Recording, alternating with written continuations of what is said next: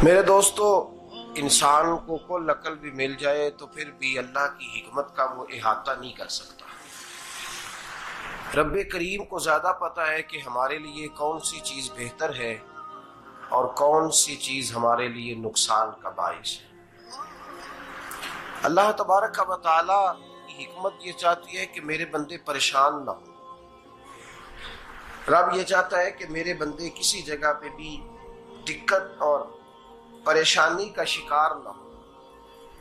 तो अल्लाह तबारक व तआला ने राह एतदाल इख्तियार करने का हुक्म इरशाद फरमाया कि तुम एतदाल के रस्तों पे चलो, मोतदल जिंदगी गुजारो, अफरातो तफरीद से बचो। आज जिस माशरे में हम वक्त गुजार रहे हैं, इस माशरे में हम इस बात को समझने से कासिर हैं कि असल हमारा मसला क्या है। हमारा असल जो मसला है उसकी शनाख्त हमें कैसे होगी और हम फिर उस तक रसाई किस अंदाज में हासिल कर पाएंगे। हम हमेशा अपनी आमदन बढ़ाने के चक्कर में रहते हैं। एक काम और शुरू कर लें, पार्ट टाइम जॉब शुरू कर लें, कोई साइड बिजनेस उसका आगाज कर लें। हमारी जो दौड़ लगी हुई है वो लगी है काम बढ़ाने में, आमदन बढ़ाने में।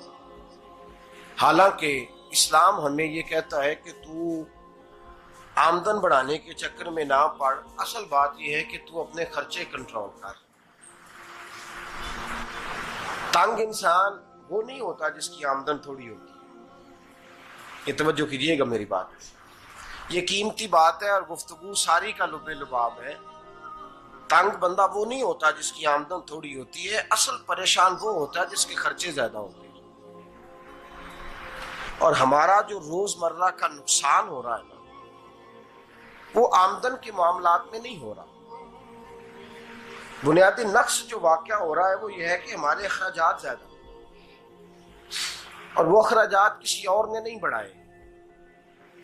वो खर्चे हमने खुद बढ़ा लिए हैं और अब हमें उसका नुकसान भुगतना पड़ रहा है।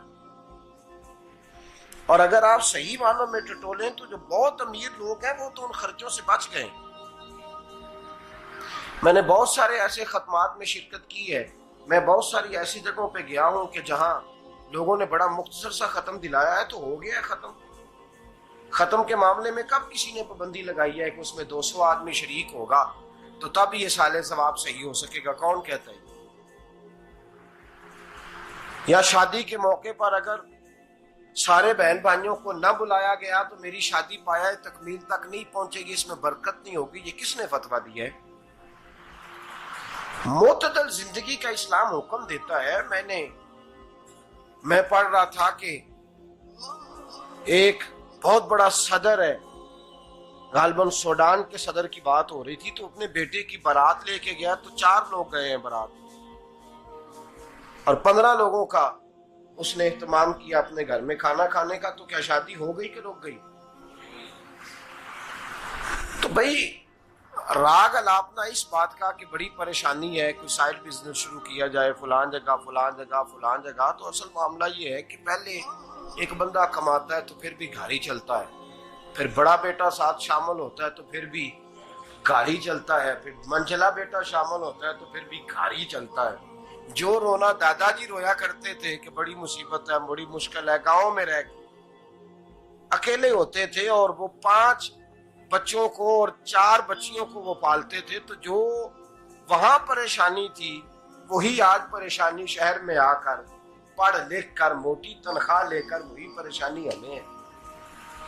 तो मैं जिस नतीजे पे पहुंचा हूं इसको पढ़ के, कुरान मजीद की चंद आयात को देखकर और इस मफहूम की जो हदीसें कुतुब हदीस में पाई जाती हैं और हमारे बुजुर्गों ने हमें जो मिजाज इस हवाले से दिया है, मैं इस नतीजे पे पहुंचा हूं कि मसला आमदन का नहीं, मसला खर्चे का है। हमारे खर्चे बुनियादी तौर पर ज्यादा, और अगर फिर हम ज्यादा बोझ खवातीन पे डालते हैं कि वो मुतालबे ज्यादा करती हैं। और अगर आप मुझसे पूछें तो खवातीन की भी अगर किसी जगह कोई आदत खराब होती है तो उसमें असल किरदार उसका होता है जो वो आदत खराब तो क्यों अपने गले से उतार के आप किसी के गले में बात डालने के चक्कर में हैं? वो खवातीन की तबीयत नहीं ऐसी है। असल बात यह है कि हमने आदत डाली है, हमने ये मिजाज उनको दिया तो उनका बना है, न कैसे बन सकता।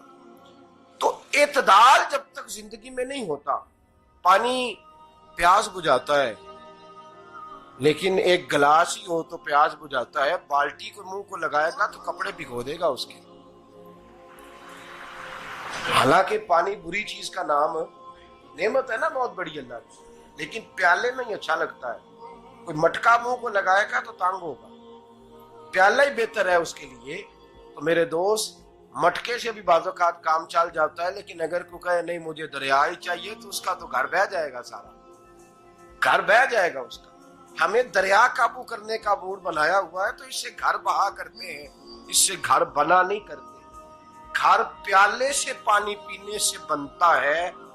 अगर तू दरिया पे कब्जा करने का मूड बनाएगा तो घर बनेगा नहीं, घर बह जाएगा। आग ना हो तो खाना पक नहीं सकता, लेकिन हल्की आंच से खाना पकता है।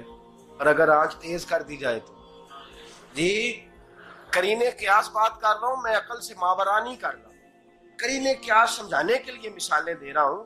हल्की आंच पे खाना पक जाता है, और आग तेज हो तो खाना जल जाता है। तो खाना उतनी देर ही खाने के काबिल रहता है जब तक वो हल्की आंच पे पकता है। तू जितनी मर्जी तू कहता है नहीं मेरा गुजारे नहीं, आग तेज होनी चाहिए, तो मियां जल जाएगा, जल जाएगा। हवा न मिले तो सांस नहीं आती, ठीक है। ऑक्सीजन ना हो तो सांस, हवा ना चले तो गुजारा नहीं होता। लेकिन अगर तेज चले ना, अगर तेज चले तो आंधी और तूफान बन जाए तो छतें गिरा देती है, जाने ले लेती है।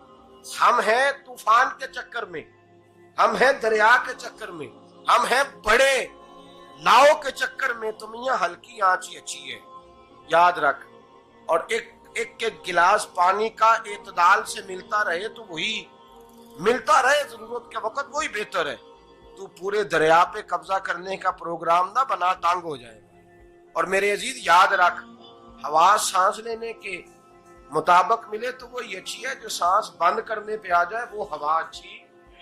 हमने चक्कर चला लिया है कि ज्यादा पैसा, रातों रात पैसा, लंबा पैसा, ये प्लाट भी मेरा, वो प्लाट भी मेरा, गुजरावाला भी, गुजरात भी, लाला मूसा खाड़ी और पिंडी तक जहां मैं जाऊं मेरे नाम की तख्तियां लगी हुई होनी चाहिए।